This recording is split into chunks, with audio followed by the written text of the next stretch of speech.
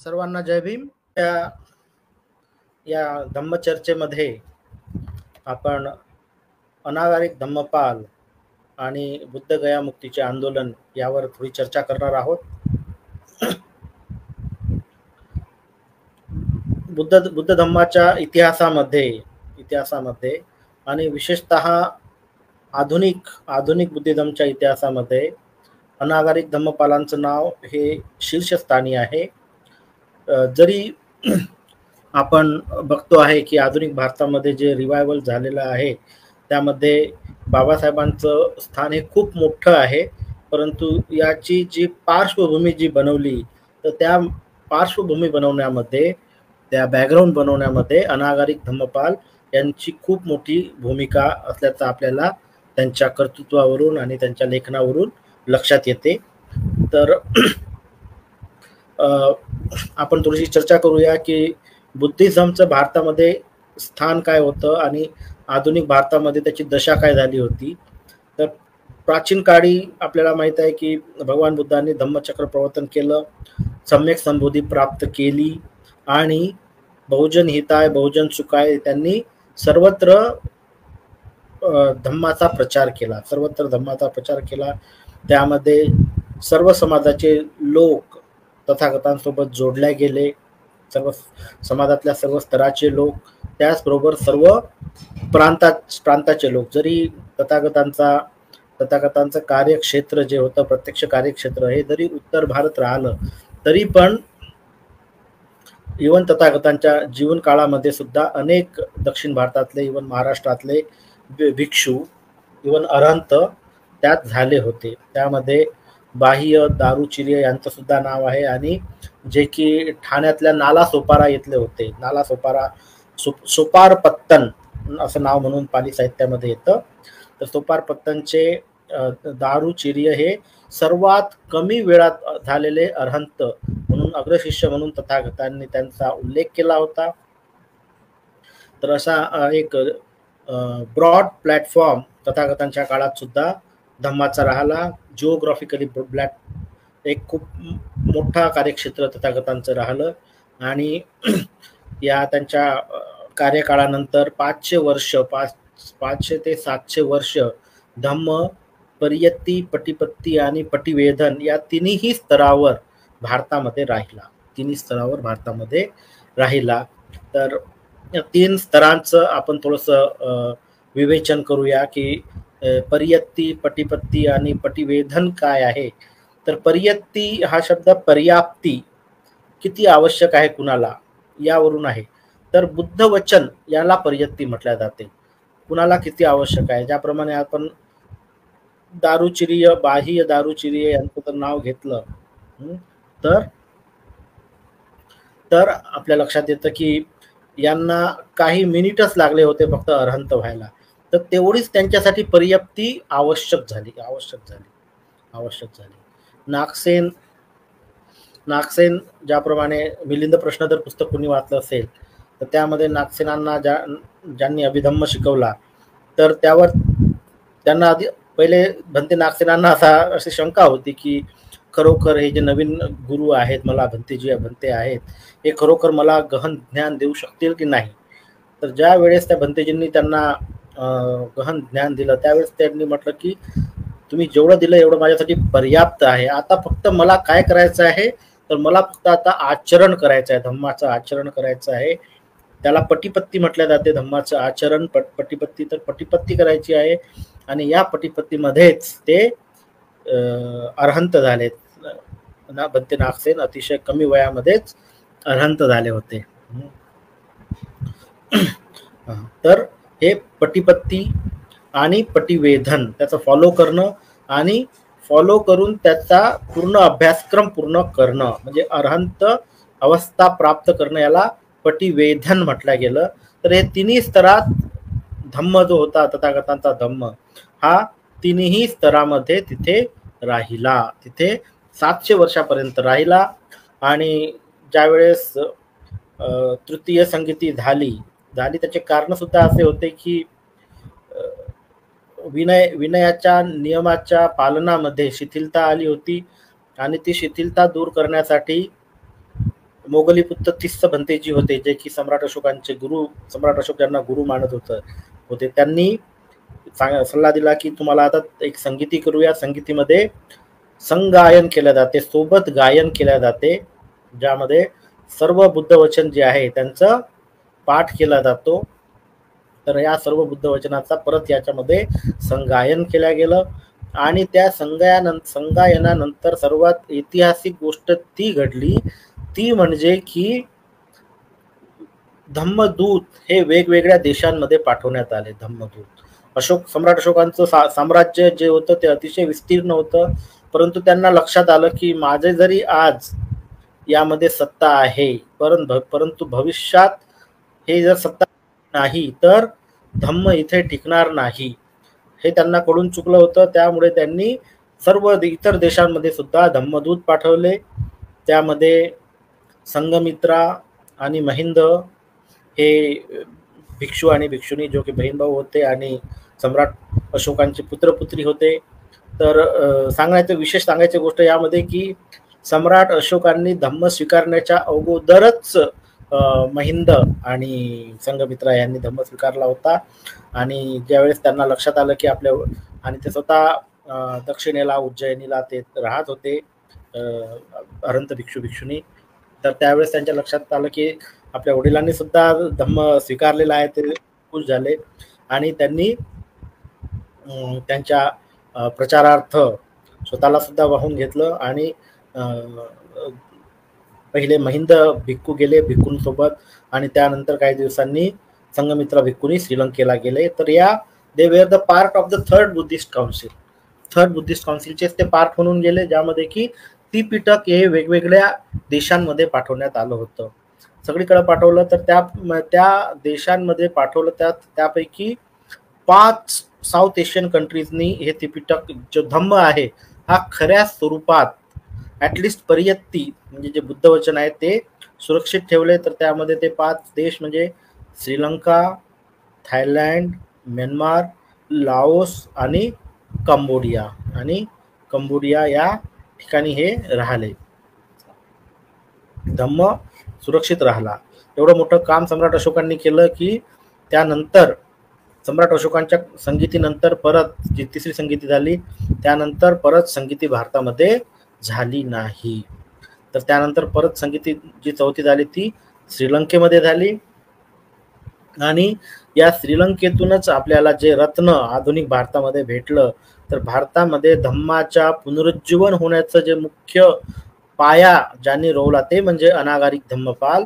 तर हे आपल्याला सम्राट अशोकांच्या दूरदृष्टीने आपल्याला प्राप्त झाले असं आपण म्हणू शकतो. जी भारतानेच दिलेली श्रीलंकेला जी देणगी आहे, तीच देणगी परत श्रीलंकेने आपलं ऋण पूर्ण करायचं या अर्थाने अनागारिक धम्मपालांच्या रूपाने भारताला परत दिली असं आपण इथे मी म्हणू शकेल. तर यामध्येच जेव्हा आधुनिक इवन मध्य भारतामध्ये आणि आधुनिक भारतामध्ये पूर्णतः धम्म लयाला गेला होता. प्राचीन इवन जो उत्तर प्राचीन काळ होता तेव्हापासूनच धम्म लयाला जाण्याची जी प्रक्रिया होती ती सुरू झाली होती. तर यामध्ये मुख्य जो रोल राहिला यामध्ये म्हणजे अतिशय घृणित असं कार्य जे राहिलं तर ते राजांचं राहिलं, ज्यामध्ये भिक्षूंच्या कत्तली सुद्धा करण्यात आल्या. आणि त्यातही अशा भिक्षूंच्या कत्तली करण्यात आल्या जे की त्रिपिटकाचे ज्ञानी होते, ज्यांना त्रिपिटकाचं ज्ञान होतं की यांच्यासोबत पूर्ण बुद्धवाणी ही नष्ट झाली पाहिजे, असे सुद्धा यामध्ये प्रयत्न करण्यात आले. तर दुर्दैवानं या घटना घडल्या. परंतु ज्या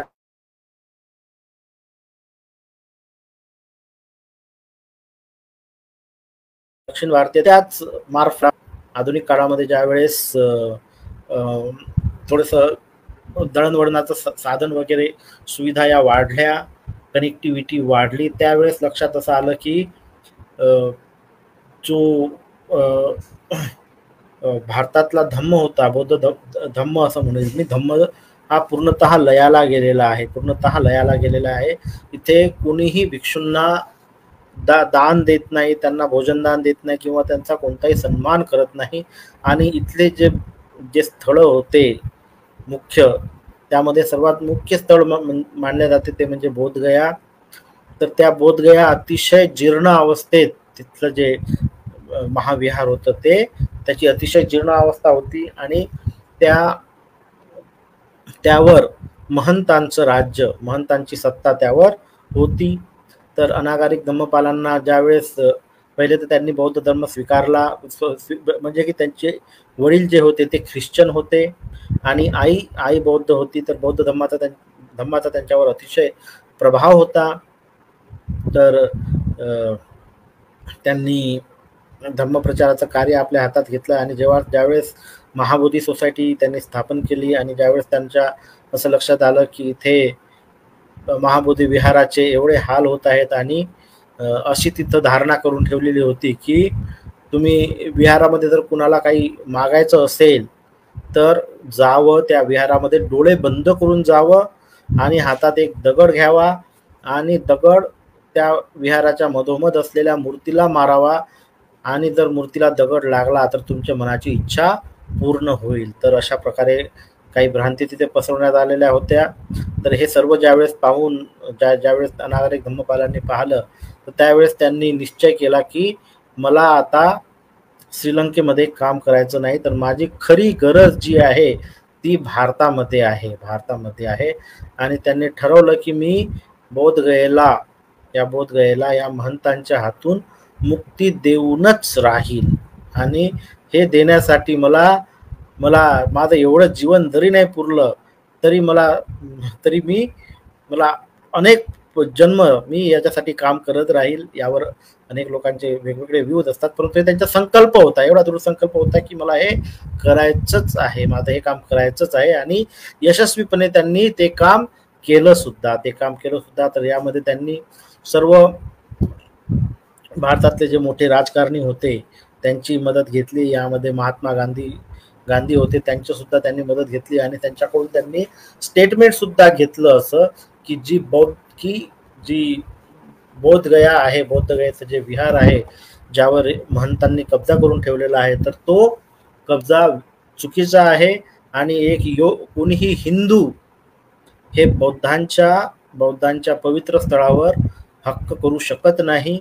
जे बौद्धांचं आहे ते नैतिकरित्या बौद्धांच्या हवाले करणं आवश्यक आहे. एवढं मोठं स्टेटमेंट त्यांनी महात्मा गांधींकडून त्यावेळेस घेतलं आणि पूर्ण जन्मत त्यांनी या दिशेनं वळवलं आणि हळूहळू आपलं कार्य सुरू केलं.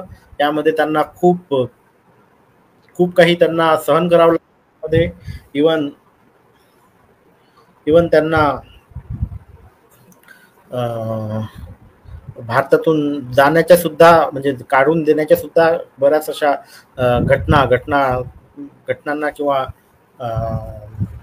तिरस्काराला त्यांना समोर जावं लागलं. परंतु खऱ्या अर्थाने ते धम्मामध्ये अतिशय परिपक्व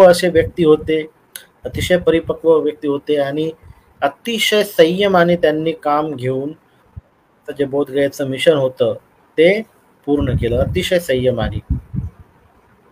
आणि हळूहळू कायद्यात बदल आले आणि कायद्यानुसार हळूहळू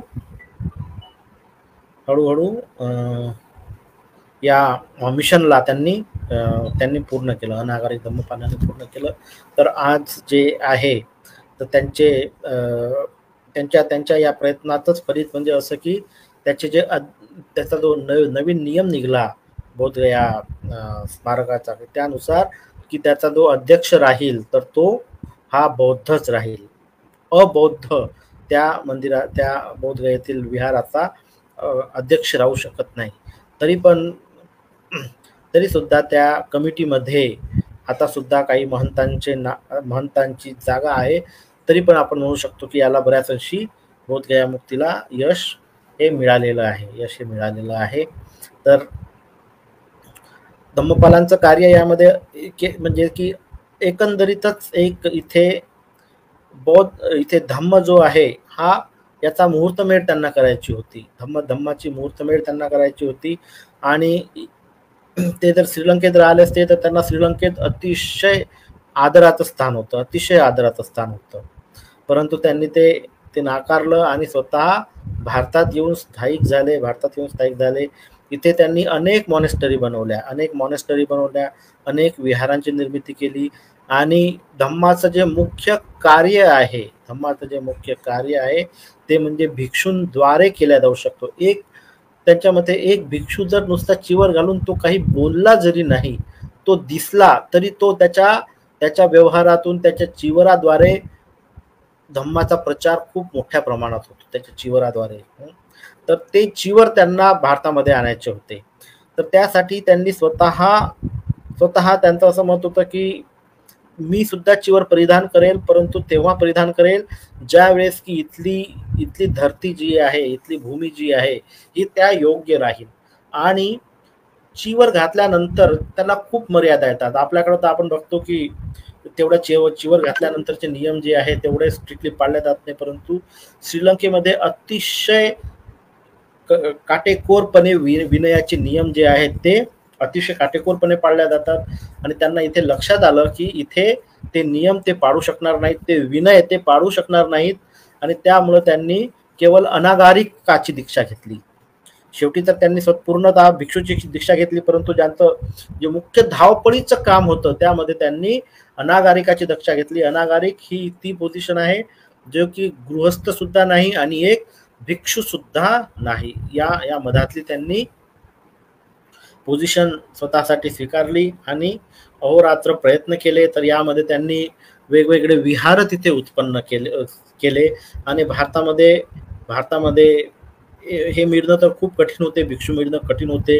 धर्मांतर करणं किंवा बौद्ध धर्म स्वीकारणं हे सुद्धा खूप त्या काळात कठीण होतं. तर त्यासाठी त्यांनी अनेक प्रदेशातून भिक्षू तिथे बोलवले आणि ते तिथे राहिले. तर असंच एक त्यांनी अराकान प्रांत आहे म्यानमार मधला, तिथून सुद्धा खूप भिक्षू बोलावले. अतिशय एकदम इवन मला वाटते की 12 की 14 वर्षाचे भिक्षू असताना चंदमुनी भिक्षू जे की 12 की 14 वर्षाचे असतानाच त्या भिक्षूंसोबत इथे आले, इथेच राहिले, इथे हिंदी शिकले अनेक भिक्षू.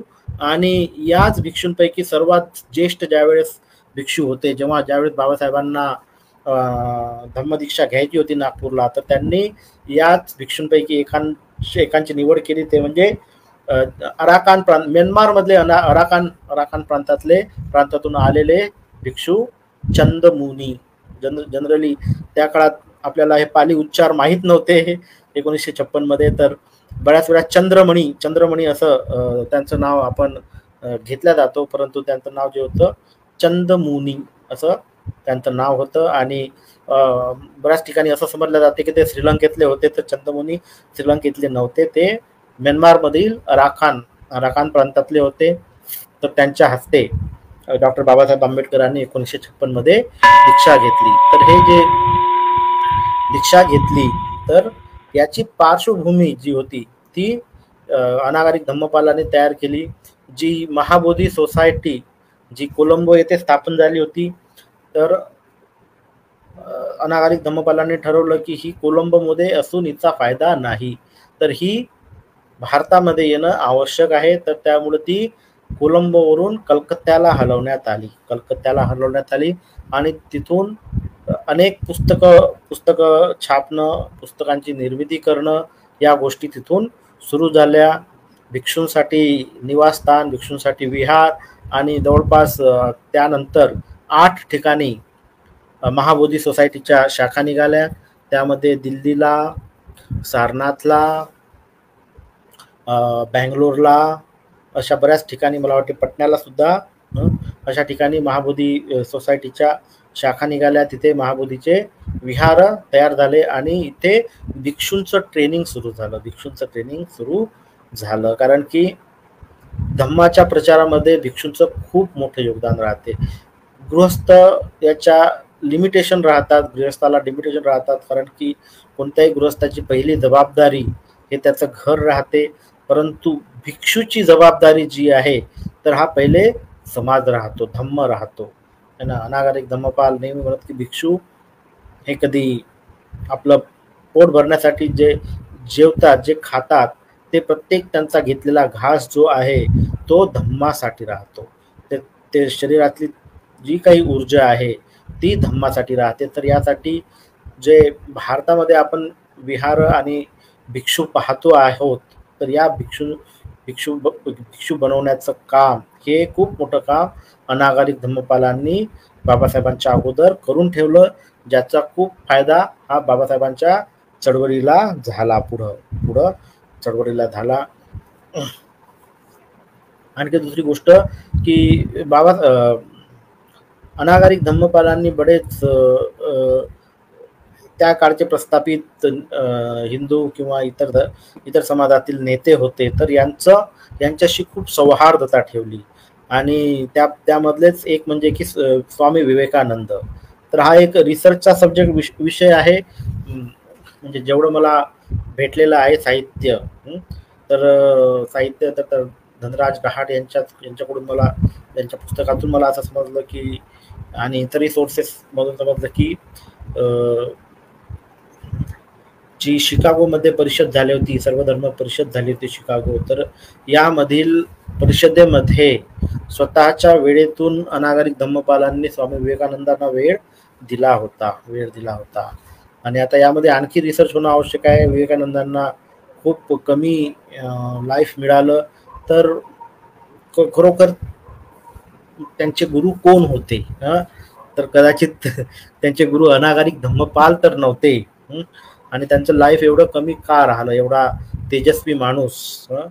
तर यावर सुद्धा एक रिसर्च, निष्पक्षपाती रिसर्च होणं आवश्यक आहे. आणि त्यातल्या त्यात शिकागो परिषदेमधले कागदपत्र, ते दस्तावेज या संबंधी आणखी आपल्याला जर अपडेट मिळालं तर आपल्या पुढच्या कन्फर्म एक पूर्णतः वेल डॉक्युमेंटेड स्टडी ज्याला जो म्हणतो आपण, तर त्या वेल डॉक्युमेंटेड स्टडीवर आपण यावर विधान देऊ शकतो.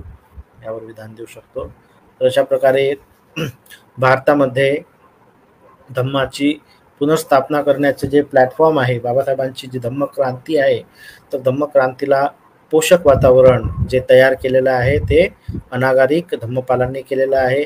ज्यामध्ये त्यांच्या कार्यामध्ये राहिलं की इथे अधिकाधिक बुद्ध विहार बनवणे, त्यामध्ये म्यानमारचे भिक्षू, इवन थायलंडचे भिक्षू, श्रीलंकेचे भिक्षू, कंबोडिया, लाओस इथले भिक्षू, इवन तिबेटन भिक्षू यांचे सुद्धा त्यांनी जे चांगल्या प्रकारे तिथे सांगड घातली आणि त्यांना सुद्धा प्लॅटफॉर्म उत्पन्न करून देण्यामध्ये त्यांचं मोठं योगदान राहिलं. भारतामध्ये बोधगया मुक्ती संग्रामासाठी, आंदोलनासाठी जनमत तयार करणं, कारण की त्यावेळेस आतासारखी कंडिशन तर बिलकुलच नव्हती. इवन त्यांच्याच काही समकालीन जे होते ते म्हणजे ऊ न्यान दजा, एक म्यानमारचे खूप मोठे भिक्षू होते, खूप मोठं नाव आहे त्यांना. त्यांचं नाव लेदी सयादाव म्हणून त्यांचं खूप मोठं विहार तिथे आहे. तर हे सुद्धा ज्यावेळेस भारतात आले तर त्यांना लक्षात आलं की इथे भिक्षूंना काही एक सन्मान नाही आहे. म्यानमारमध्ये भिक्षू एक कोणी व्यक्ती असेल, त्याच्या अंगावर जर चिवर असेल तर त्याच्या पूर्ण आवश्यक गरजा ज्या आहेत त्या तिथं पूर्ण होतात. त्यांना काही एक करण्याची गरज नाही. परंतु जेव्हा भारतात आले तर त्यांच्या लक्षात आलं की इथे कोणी भिक्षूंना दान सुद्धा देत नाही, इथं भिक्षूंना कोणी वंदन भिक्षूंना कसं करावं हे सुद्धा इथल्या लोकांना माहीत नाही. आणि भारतामध्ये जर पुनरुज्जीवन व्हायचं असेल धम्माचं, तर भारतामध्ये किंवा एकंदरीतच जगामध्ये जर आता परत धम्माचं पुनरुज्जीवन व्हायचं असेल तर भिक्षूंकडून हे भारतीय लोक कधी धम्म ऐकणार नाही. आणि त्यांची खूप इच्छा होती की धम्म हा भारतामध्ये जावा. तर त्यामुळं त्यांनी ठरवलं की आता जी आचार्यपद किंवा विपස්සना शिकवण्याचे जे टीचरशिप होती, जे फक्त भिक्षूंकडेच होती, तर ती त्यांनी सर्वप्रथम गृहस्थांना दिली. लेदी सयादाव भंतेजींनी तर गृहस्थांना दिली, जे की म्यानमारमधले होते.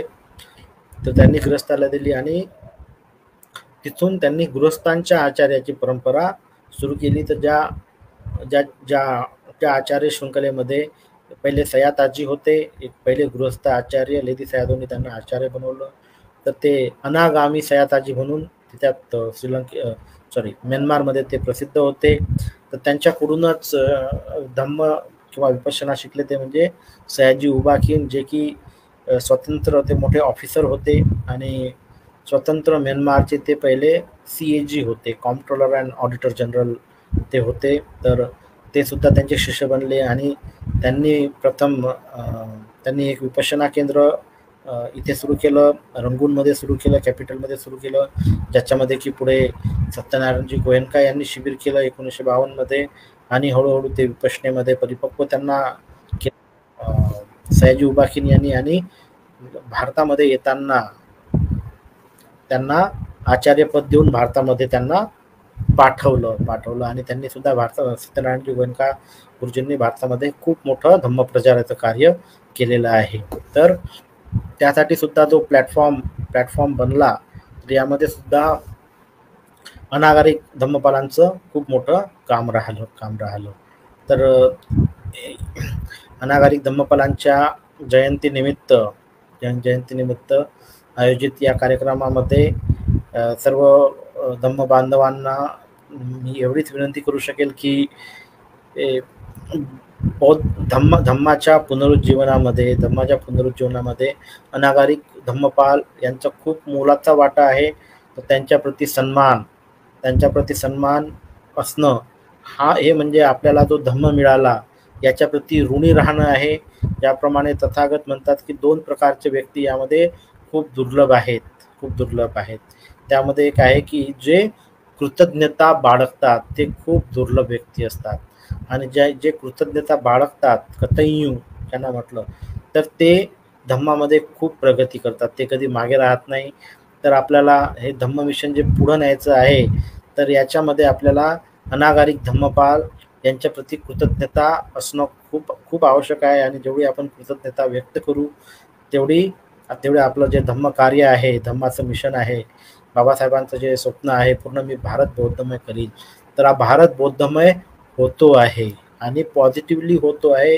हा 3-4 स्तरावर होतो आहे. एक तर सर्वप्रथम दीक्षेनुसार धम्म दीक्षा घेऊन जे लोक धम्म दीक्षा घेऊन बौद्ध धर्म स्वीकारत आहे, त्याचं पालन करत आहेत त्याद्वारे.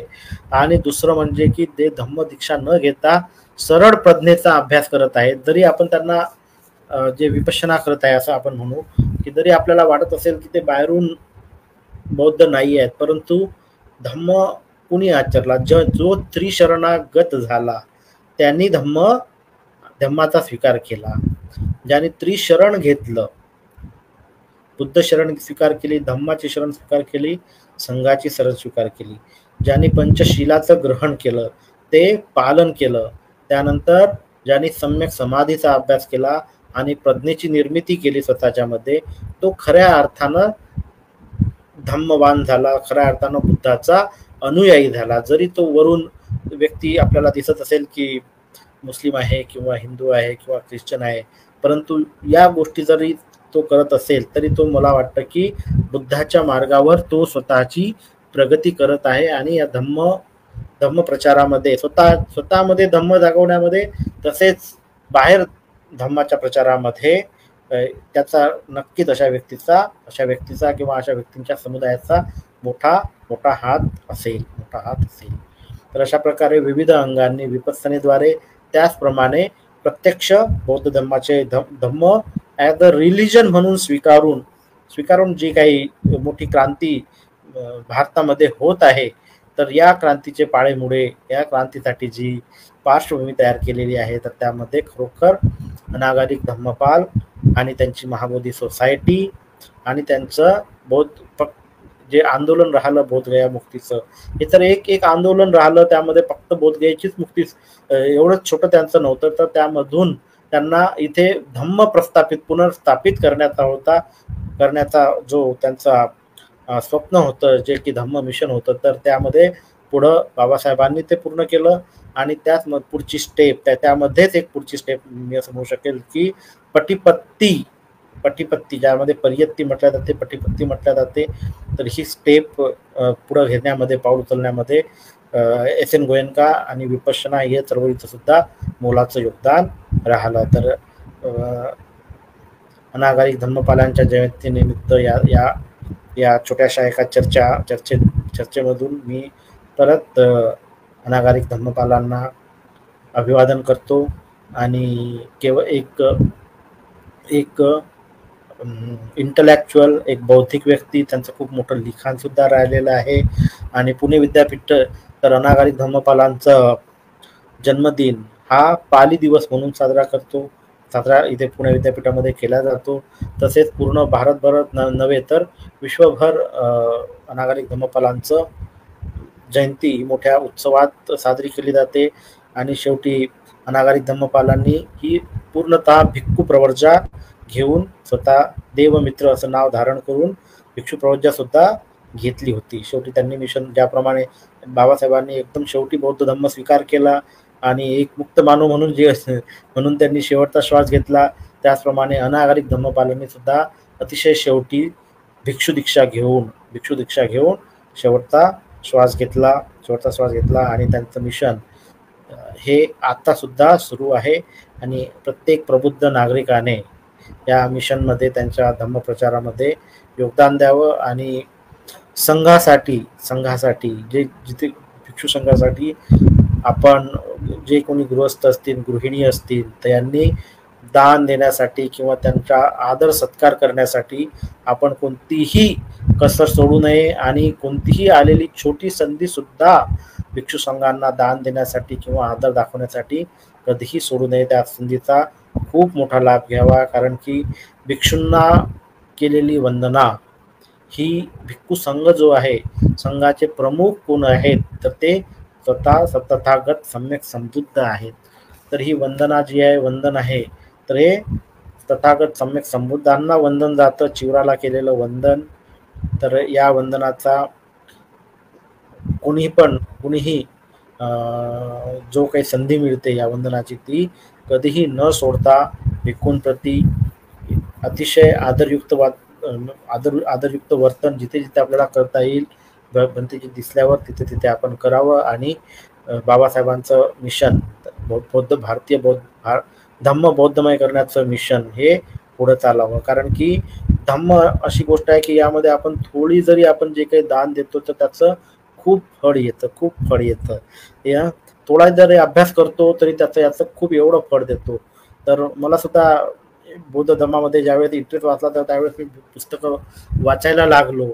पुस्तकं वाचता खूप पुस्तकं वाचले बुद्ध धम्माचे, आणि असं समजलं की पालीमध्ये MA आणि BA सुद्धा केलं जाऊ शकतं. तर सहज चला आपण एक ज्ञान म्हणून केवळ पालीमध्ये मी MA केलं आणि आज दिल्ली विद्यापीठामध्ये मी पालीचा प्राध्यापक सुद्धा झालो. तर अशा प्रकारे ज्या प्रकारे म्हटलं जाते की धम्मो हवे रखती धम्मचारी, जो धम्माचे आचरण करतो त्याला धम्म स्वतः त्याची रक्षा करतो, त्याला नेहमी प्रोग्रेस पथावर राहतो.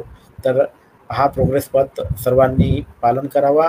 हीच जे धम्मक्रांतीचे महानायक आहेत तथागत बुद्ध, त्यांचा संघ, सम्राट अशोक, अनागारिक धम्मपाल, डॉक्टर बाबासाहेब आंबेडकर यांच्या कार्याला खरी आदरांजली राहील असे मला वाटते. आणि एवढे बोलून मी माझी आजची धम्मचर्चा इथे थांबवतो. भवतु सब्बमंगलम.